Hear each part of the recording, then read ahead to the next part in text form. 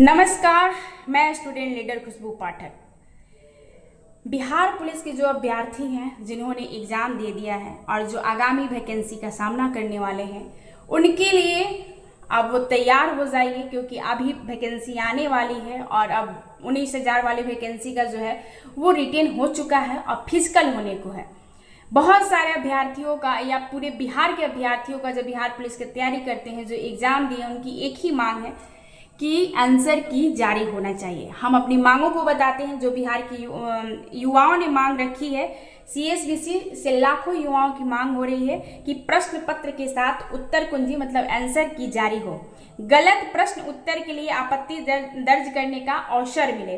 लिखित परीक्षा का कट ऑफ श्रेणीवार तरीके से दिया जाए और नॉर्मलाइजेशन कैसे आप फॉलो कर रहे हैं उसका स्पष्ट आप बताएं। और लड़का और लड़की दोनों का जो शारीरिक परीक्षण होता है, फिजिकल टेस्ट होता है, उसका कम से कम 2 फिजिकल सेंटर होना चाहिए, या आप एक ही टाइम पर आधा टाइम लड़कियों का फिजिकल हो जाए, आधा टाइम लड़कों का फिजिकल हो जाए, कि दोनों का समान हो। एक दूसरे पर जो हम लोग ब्लेम लगाते हैं वो लगा ना पाए। तो इन मांगों को रखा गया।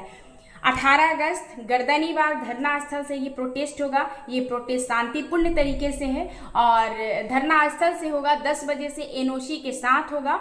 और ये इस प्रोटेस्ट में जो है, जिस प्रकार ईडब्ल्यू एसेंशियल का प्रोटेस्ट हुआ था, ना ही रोड पर उतरना था, ये प्रोटेस्ट सिर्फ और सिर्फ शांतिपूर्ण तरीके से, क्योंकि कहीं ना कहीं आपका फिजिकल भी है और फिजिकल पर भी आप तैयारी देंगे। इस प्रोटेस्ट में सभी को सपोर्ट करना होगा, क्योंकि ये एक का मुद्दा नहीं है, ये सभी टीचरों का मुद्दा है, सभी फिजिकल ट्रेनरों का मुद्दा है। सब लोग एक साथ एकजुट होकर अब अपने अपने तरीके से आवाज उठाइए। ये रोड पर उतरने का आंदोलन नहीं है कि आप बोलिएगा कि बच्चे लाठी खाएंगे, जिस तरीके से लोग आलोचना करते हैं। तो ये गर्दनी बाग धरना स्थल पर शांतिपूर्ण तरीके से एनओसी के साथ प्रोटेस्ट है।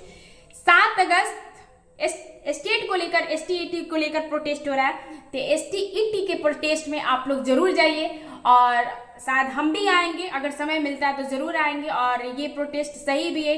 साल में 2 बार कहीं ना कहीं बोला गया था कि एग्जाम हो गया स्टेट को लेकर, लेकिन अभी एक बार भी नहीं हुआ है।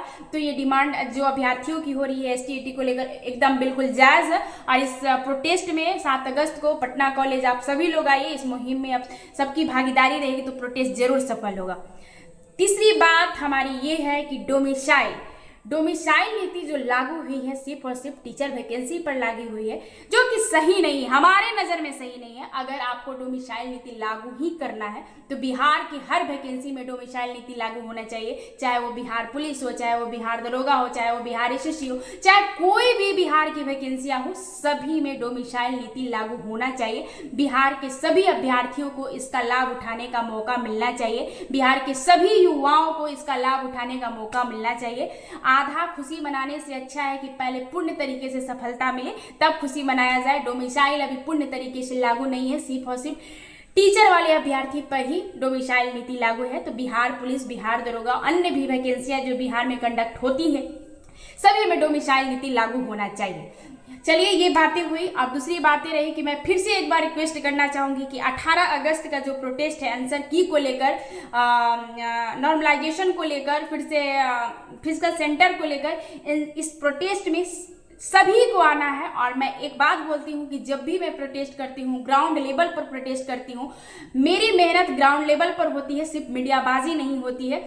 तो रक्षाबंधन बाद 9 अगस्त के बाद हम खुद फील्ड में उतर रहे हैं और फील्ड में हर जगह, हर फिजिकल सेंटर, हर टीचर, हर ट्रेनर, सबके पास जाकर एक, वैसे आप सभी वीडियो देखते हैं, आप सभी को पता है कि हाँ प्रोटेस्ट 18 अगस्त को होने वाला है। लेकिन फिर से मैं बोलती हूँ कि बिहार के युवाओं को अपने अधिकारों के प्रति जागरूक होना चाहिए। अगर कोई प्रोटेस्ट में जाने से मना करे तो आप उसका विरोध करिए, क्योंकि ये आपके अधिकार से वंचित करने को मना कर रहे हैं। ये आपके अधिकार की मांग की जा रही है। और जो भी बिहार पुलिस के